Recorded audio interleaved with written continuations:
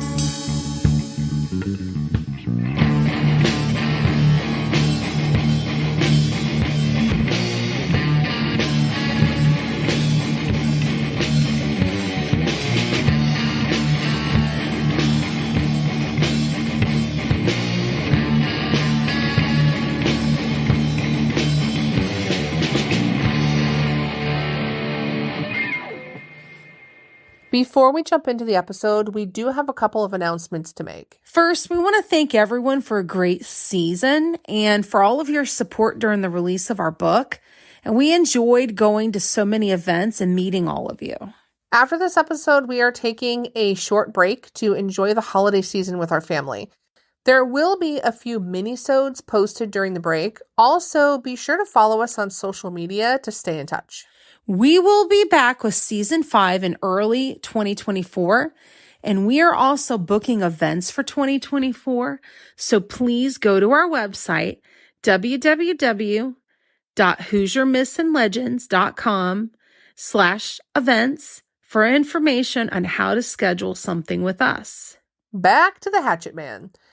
The first time I heard this story was in the late 90s after you went off to college. There are several versions of this story in Indiana, but you told me about the version that takes place at Vincennes University. Yes. So the very first time that I ever heard about this legend, it was actually when I was a freshman at Vincennes University in the fall of 1996. Man, that's a long time ago. And when I heard this story, I was actually told that this had occurred in the old Emerson dorm at VU. The story may seem familiar to our listeners because we already talked about it briefly in Season 2, Episode 4, Hoosier Urban Legends, Part 1. We talked about the Vincennes version, which is very similar to the IU one that we are sharing with you today. Vincennes University and Ball State both have a Hatchet Man story, but the most popular retelling of this urban legend is connected to Indiana University in Bloomington. The IU version took off in the early 1970s, and reportedly it took place in the McNutt Quadrangle. The legend goes that two girls were staying on campus during Christmas break. Everyone had left, including the director, so they were the only ones still staying in the McNutt Quad. Before leaving, the director told them to stay inside the dorm and to keep their doors locked, that there was a murderer on the loose, and that the police had not caught them yet. One of the girls decided to go downstairs to study, even though the other girl warned her it was probably not a good idea. She promised to keep the door locked and went downstairs. It gets late, midnight comes, and the one girl has still not come back. 12:30 passes, and there is still no sign of the girl. A while later, the remaining girl starts hearing these sounds, like something being dragged across the floor. The dragging sounds come closer and closer until eventually whoever it was starts scratching at the door. Terrified, she barricades herself in the room by shoving her desk and other furniture against the door. Hours pass, but eventually the noises stop. The remaining girl, exhausted, falls asleep in the corner of the room. When she wakes up the next morning, the noises have stopped. Determined to figure out what had happened, she removes the barricade and she opens the door. She finds her roommate laying there on the ground outside the door with a hatchet in her head. She was the one scratching at the door, trying to get in so she could be saved. I have so many questions, like, how did she fall asleep after that? I know. And who would open the door? I wouldn't. We'll tell you some other variations of the Hatchet Man after a short break.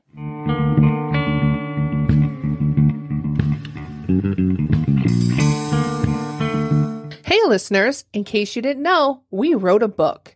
Haunted Dearborn County, Indiana is now available at all major retailers. Strange and unusual things lurk behind the calm facade of Dearborn County. Several legends surround the Hill Forest Mansion, the home of one of Aurora's founding families. Many have seen the ghost of a farmer and his mule at Carnegie Hall in Morse Hill. The glowing grave at Riverview Cemetery may connect to the 1941 Agru family massacre. St. Mary's Church Rectory is said to be haunted by the former priest, and the spirits at Whiskey's in Lawrenceburg are not just in the drinks. Several schools in the area echo with the sounds of former students and staff, and numerous local residences house the spirits of former owners who have never left. Join Rebecca and I on a chilling tour from Lawrenceburg to Lawrenceville and beyond. Check out HoosierMythsAndLegends.com for more details.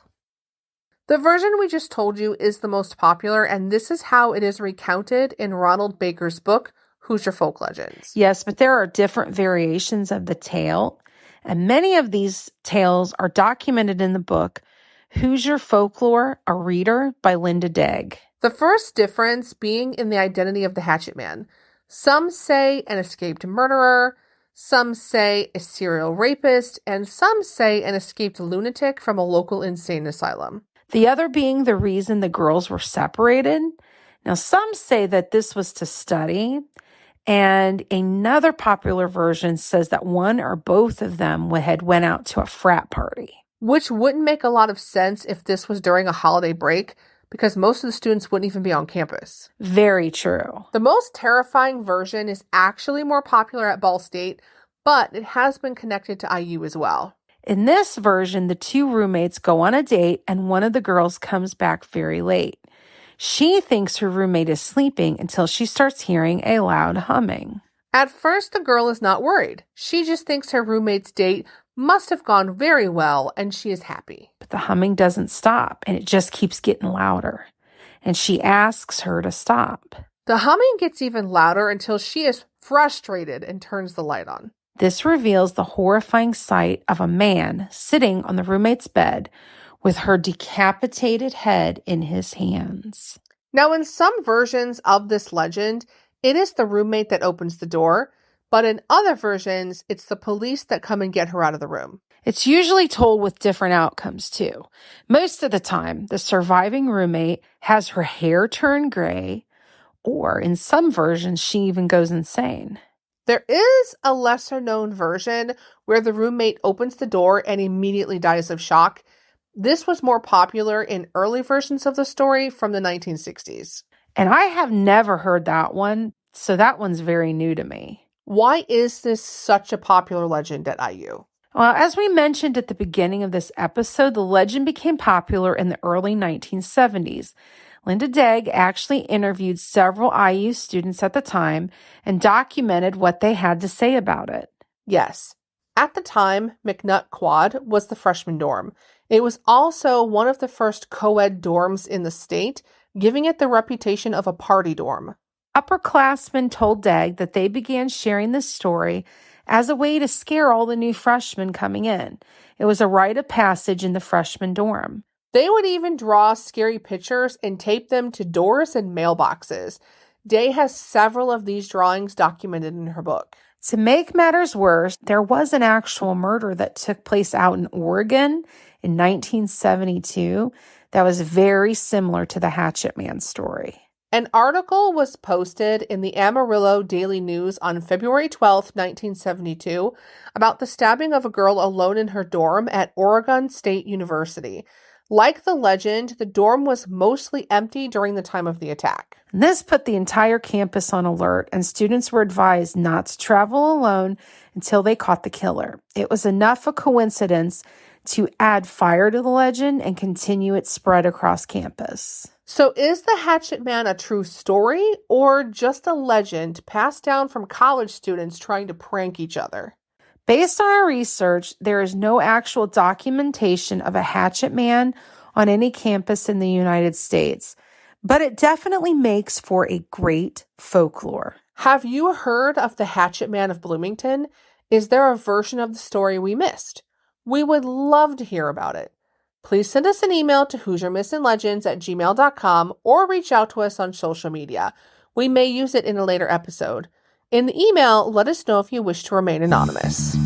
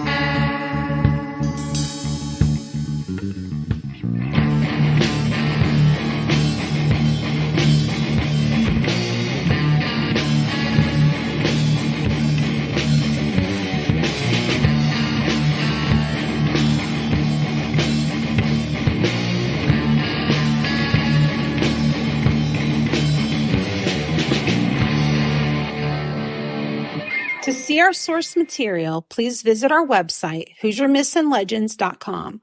Please find us and follow us on Facebook, Instagram, TikTok, and now Twitter. Hoosier Missing Legends is a Quigley Productions podcast. Our theme song was written and recorded by Wet Blanket. The song title is Taxidermy Race Car. As always, stay spooky.